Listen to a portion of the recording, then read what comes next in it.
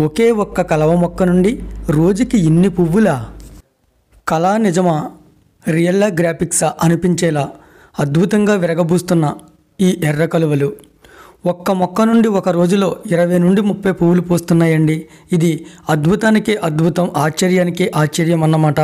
ఇంతవరకు నేను ఎప్పుడూ కూడా మరీ ఇన్ని పువ్వులు ఒక్క మొక్కకు పూయడం చూడలేదండి. చూడండి, ఒక్క మొక్కకి 20 నుండి 30 పువ్వులు పూస్తున్నాయండి. మరి ఇది చాలా అరుదన్నమాట. మళ్ళా ఆ పువ్వులు చూడండి, ఒక్కొక్కటి కూడా ఎంత సైజులో ఉన్నాయోనో. మరి ఇంత అద్భుతంగా ఇంతంత పెద్ద పువ్వులు రోజుకిన్ని పువ్వులు పూయడానికి కారణాలేంటి, ఇది ఎక్కడుంది, ఏంటి అనేది అన్నీ కూడా మీరు ఈ వీడియోలో చూడబోతున్నారండి. కాబట్టి ఈ వీడియోని మిస్ కాకుండా చూడండి, వీటి గురించి అనేక వాస్తవాలను తెలుసుకోండి. హాయ్ ఫ్రెండ్స్ అందరికీ.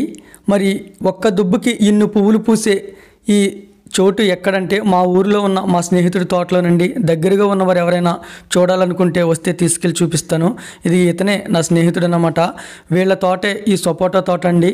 ఈ సపోటా చెట్లకు నీళ్లు తోడడానికి నూతులు తవ్వుతారండి. అయితే ఇదంతా కూడా ఇసుక నేలండి. మరి ఇసుక నేలకు కలవ పువ్వులకి పెద్దగా సూట్ అవ్వదన్నమాట. ఇసుక నేలలో సాధారణంగా బ్రతకవండి, బ్రతికినా కూడా వీక్గా వస్తాయి, సరిగా పువ్వులు పూయవన్నమాట. కాబట్టి మనం ఎవరికైనా దుంపలు పంపినప్పుడు కూడా ఇసుకలోకి అయితే వేస్ట్ అండి, నల్లరేగడి మట్టి ఉండాలని అంటాము. అయితే మా స్నేహితుడి తోట కావడంతో సరదాగా ఒక కలవ దుంపలకి వెళ్ళి ఈ నూతిలో ఇలా నాటానండి. ఇసుక నేలలో రావు కదా అన్నయ్య అని వాడు కూడా అన్నాడు. సరే వస్తే లేతలో సరదాగా చూద్దాంలని నాటానండి. మరి అలా నాటిన 2 నెలల 15 రోజుల తర్వాత నా స్నేహితుడు ఫోన్ చేసి, అన్నయ్య నువ్వు నాటిన కలవదుంప నుంచి మొక్క వచ్చింది, చాలా పువ్వులు పూస్తుంది అన్నయ్య, ఒక రోజుకి వచ్చి 20 పువ్వులు 25 పువ్వులు అలా పూసేస్తుంది, నువ్వు ఒక్కసారి వచ్చి శుద్ధిగా రా అన్నయ్య అని ఫోన్ చేశాడండి. అయితే మనకి ఖాళీ లేక నేను ఛానల్ నుండి వెళ్ళలేదన్నమాట. దాదాపు 2 నెలల నుండి కూడా ఇదే విధంగా పోస్తుందంటండి. ఒక్కసారి రా అన్నయ్య, చూస్తే నువ్వు అసలు వీడియో తీసి పెట్టకుండా ఉండలేవు యూట్యూబ్లోను, రా అన్నయ్య అంటే సరే అని చూద్దామని వెళ్ళానండి. వెళ్ళి ఈ దుబ్బును చూసాక నాకే ఆశ్చర్యం కలిగిందండి. ఎందుకంటే ఒక్క దుబ్బు నుండి రోజుకి 20 నుండి 30 పువ్వులు పూయడం అంటే చాలా విచిత్రం కదండి. మరి మళ్ళీ అది కూడా ఇసుక నేలలో ఉన్న నుయ్యిలో పూయడం అంటే ఇంకా విచిత్రం కదండి. సాధారణంగా మనం ఎవరికైనా మొక్కలు కానీ దుంపలు కానీ పంపించినప్పుడు ఇసుకలో మాత్రం వేయకండి, ఇసుకలో అవి పనిచేయవు, అంతరించిపోతాయని చెప్తామండి. కానీ ఇసుక నేలలో ఉన్న నూతిలో ఇలా పోస్తున్నాయంటే నేనే ఆశ్చర్యపోయానండి. మరి కారణాలు ఏంటా అని దిగి చూసినప్పుడు దీని లోపల చాలా తొడలోతు అడుస్తున్నదండి. అంటే ఈ తోటలో ఉన్న సపోటా ఆకులన్నీ కూడా రాలిపోయి కుళ్ళిపోయి అదంతా కూడా ఈ నూతిలోకి వచ్చేసి ఈ నూతిలో ఒక అడుసుగా తయారైందండి. దాని కారణంగానే ఇది ఇంత బాగా ఈ దుబ్బొచ్చి ఈ పువ్వులు పూస్తున్నాయన్నమాట. అంటే మా ఏరియాలో ఉన్న తోటల్లో, అంటే పండ్ల తోటలు కానివ్వండి, ఆకుకూరల కూరగాయల తోటలు కానివ్వండి, ఈ తోటల్లో ఇలా గుంటలు తవ్వుతారండి. అంటే ఇలాగ గోతులు తవ్వుతారన్నమాట లోపలికి. వీటిలోకి లోపల నుండి నీళ్లు ఊరుతాయండి. ఎందుకంటే ఇదంతా కూడా ఇసుక నేల కావడంతో లోపల నుండి నీళ్లు ఊరుతాయన్నమాట. ఆ నీళ్లు పోసే ఆకుకూరలు కూరగాయలు కానీ పండ్ల మొక్కలు కానీ పెంచుతూ ఉంటారన్నమాట. మరి ఇలా తవ్విన ఈ గుంటల్ని లేదా ఈ గోతుల్నే మా ఏరియాలో నూతులు అని పిలుస్తారన్నమాట. మరి ఇవి ఇసుక నేల నూతులైనప్పటికీ కూడా దీనిలో కూడా అడుసు మట్టి ఉందండి, అంటే నల్లరేగడి మట్టి.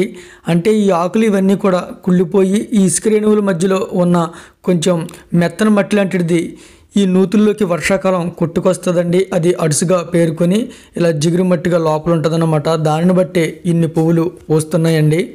ఈ కలవ మొక్కలు అనేటప్పటికీ ఇవి బాగా అభివృద్ధి చెంది ఇలా ఎక్కువ పువ్వులు పూయాలంటే దీని మొదల అడుసు మట్టి, అంటే నల్లరేగడి మెత్తన మట్టి బాగా పుష్కలంగా ఉండాలండి.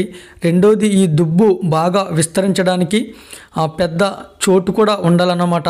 చూడండి, ఈ నుయ్యంతా, ఈ ఒక్క దుబ్బు ఈ నుయ్యంతా కూడా ఆక్రమించేసిందన్నమాట. దీనికి లోపలేమో తొడలోతు అడుసు, పాకడానికేమో చుట్టూరు మంచి ఎలిపైన ఖాళీ స్థలము, ఈ రెండు ఉండడంతో ఇది మంచి చక్కగా అభివృద్ధి చెంది ఇన్ని పువ్వులు పోస్తుందన్నమాట. మరి దీనిని తీసుకెళ్ళి మన ఇంటికాడ టబ్బులో వేసినప్పుడు ఇన్ని పువ్వులు పుయ్యవండి, మరి ఇంత పెద్ద పెద్ద పువ్వులు కూడా పుయ్యవన్నమాట. ఎందుకంటే టబ్బు అనేది దీని ఆకంత ఉంటుంది. మరి అంత చిన్న దాంట్లో ఇది ఇముడుకోవాలంటే ఇది మొక్క బాగా చిన్నగా మారిపోయి, ఆకులు చిన్నగా మారిపోయి పువ్వులు కూడా చిన్నగా వస్తాయండి. మరి రోజు ఇన్ని పువ్వులు పుయ్యవు, అప్పుడప్పుడు పోస్తూ ఉంటాయి. అది కూడా ఒక్కొక్కటిగా పోస్తుంది, కానీ కనీసం 2 డేస్ 3 డేస్ కూడా ఒక్కొక్క రోజుకి పుయ్యవండి టబ్బుల్లో. మనం టబ్బుల్లో ఈ పువ్వుల్ని బాగా పెంచుకోవాలనుకుంటే ఒకటి నల్లరాగిడి బలమైన మెత్తన మట్టి ఉండాలి. రెండోది ఎప్పుడు కూడా ఎండ ఉండేలాగా చూసుకోవాలండి. ఎండ మాత్రం దీనికి తప్పకుండా ఉండాలి. ఎండ లేకపోతే పుయ్యవన్నమాట. ఇది మాత్రం మీరు దృష్టిలో పెట్టుకోండి. ఇంకా మనం ఇంటి దగ్గర పెంచుకోవడానికి పంపిన వాళ్ళందరికీ 198 మందికి కూడా చక్కగా పోస్తున్నాయని పెడుతున్నారండి.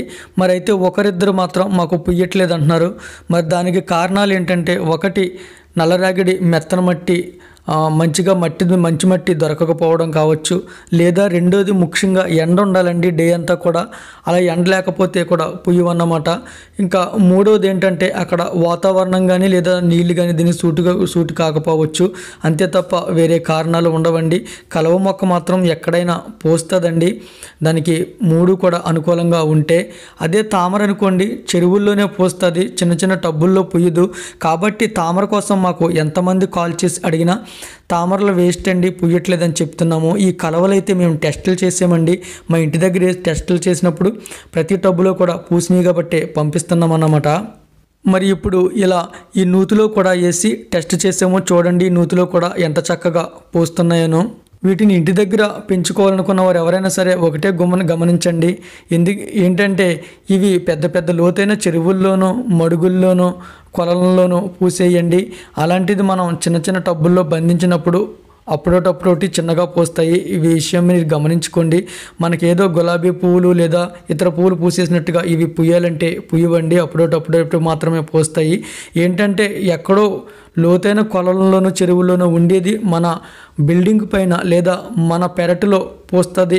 అప్పుడొకటి పూసినా సరే మనం ఆనందించేలా ఉంటేనే ఇవి తెప్పించుకోండి. నేను వాస్తవాలు చెప్తున్నాను. మన చేతులతో పుయ్యించుకుని ఆ పువ్వుని దేవుడి దగ్గర పెట్టి మనం సంతోషపడాలని ఆలోచనతో మాత్రమే ఈ తెప్పించుకోండి. కానీ గుట్టలుగా మన టబ్బుల్లో పుయ్యవని మాత్రం మీరు గమనించుకోండి ముందే. ఇంకా పూజ దగ్గరికి ఈ కలవ పువ్వులు కానీ పెంచుకోవడానికి వీటి దుంపలు కానీ కావాలన్న వారు మా నెంబర్కి కాల్ చేయండి. ఓకేనండి. మరి ఈ రోజుకి ఇదే వీడియో. ఈ వీడియో మీకు ఎలా అనిపించింది అనేది కామెంట్ రూపంలో తెలియజేయండి. ఈ వీడియో మీకు నచ్చి ఉంటే లైక్ చేయండి. ఇంతవరకు మన ఛానల్ని సబ్స్క్రైబ్ చేయకపోతే సబ్స్క్రైబ్ చేసి ప్రోత్సహించండి. థ్యాంక్ యూ అండి. Thank you so much for watching. మీ ప్రేమ గాయకుడు జ్యోతి.